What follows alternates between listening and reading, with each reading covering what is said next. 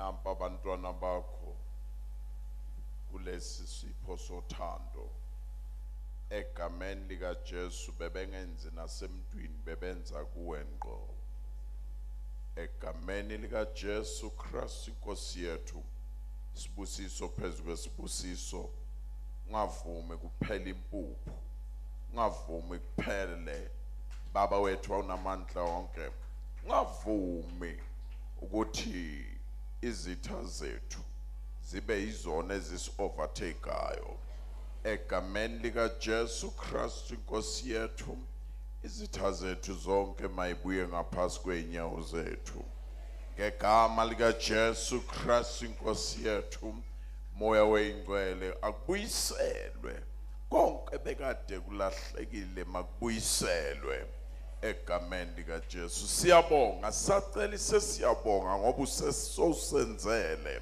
baba uthona amandla wonke ngeke uvume ngaloya mfelokazi ngeke uvume ngalabo abantwana moya weingcwele noma benganabazali ngeke uvume ngabo egameni lika Jesu Kristu Nkosi yethu suthise ngomsa wakho umsa wakho liqiniso ngoKristu Nkosi yethu manje naphakade amen.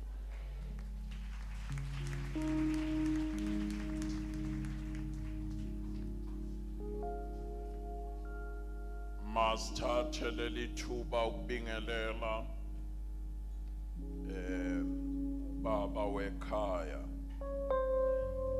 kanye nehandbag yakhe anibazame ngezandla bazalwane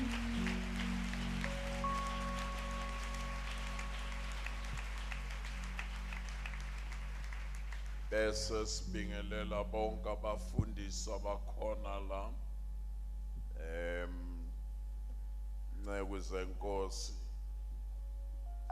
tshela makhelwane ayikabi kodwa ke masingabingelela abantu esingababoni nje ake sibacele onyawonhle bonke abantotshwa beme ngezinyawo egameni lika Jesu bonke abagcotshwa nje beme ngezinyawo oh yes oh yes oh yes shayizandla thank you ningahlala phansi bangcwele siyabonga siqhube nani kahle kwabamnandi kule ndawo nami sengithuka njengoba kuthiwa kuyavalwa ingqondo ingathi kusaqhutshekwa kodwa ke kube mnandi hayi kube mnandi sithi asisibeke lesimemezelo phinde utshele nalo ngapha umakhelwane hayi kabi kodwa ke sesakwenza kwaba official ukuthi nakuvula unyaka thina sizovula lanzo sikhempe phakathi kwale ndaba sesakwenza kanjalo siyabonga ukwamukeleka kakhulu phakathi kwenu namhla ngijabule kakhulu ngicabanga ntambama ngizobe ngilala ngifaka ama-grassband kumabhijama bayazi lekhaya nangijabule kakhulu mfundisi Mahamba ngilala ngifaka ama-grassband kumabhijama nonkosikazi wathi nakathuthi ezwe ukuthi ibophile namhla sibophile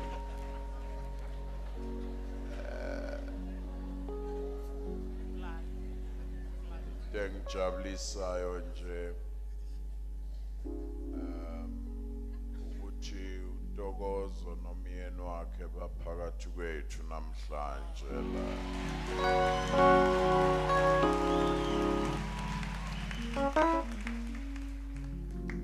Lengijabulise kakhulu. Phela yimi engangibashadisa la.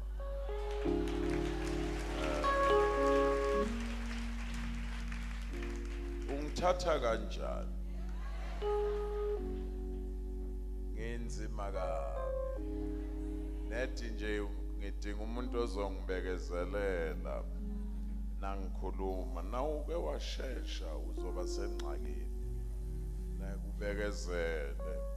Siyabonga, siyanamukela. Do kahlike ngizocela nginike bona ithuba ke basikhonze.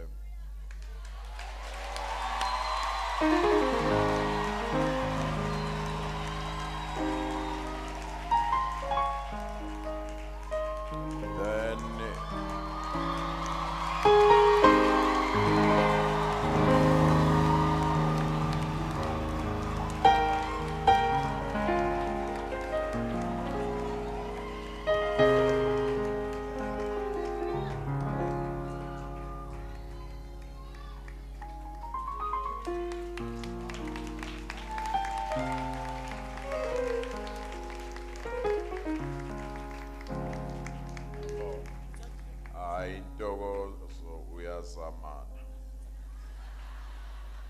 Le ndoda yayishaya ngefika yenyusi ngiyayibona iyada.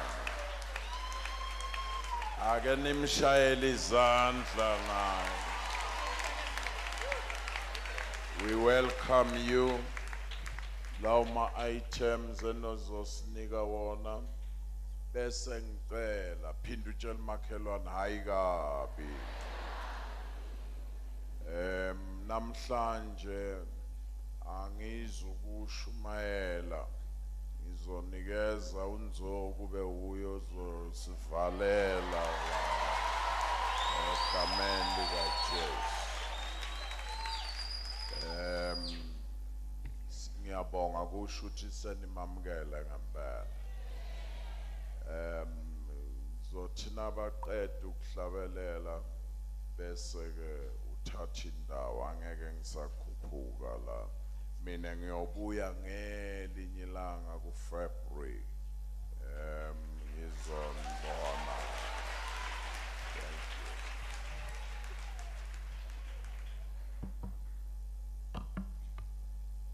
Amen. Siyabingelela abazalwane egameni leNkosi uJesu Kristu. Amen. Sibingelela abafundisi bonke abakhona, obaba bethu, omama bethu, ogogo nomkhulu wethu nabantwana, abafowethu nodadewethu egameni likaJesu. Amen. Siyajabula kakhulu nathi kuba lana. Siyabonga kakhulu kubaba ukumba ukuthi akwenze kube possible ukuthi sibe khona. Ngokukhethekile ngibingelela baba la ekhaya umfundisi uDladla egameni likaJesu. Amen.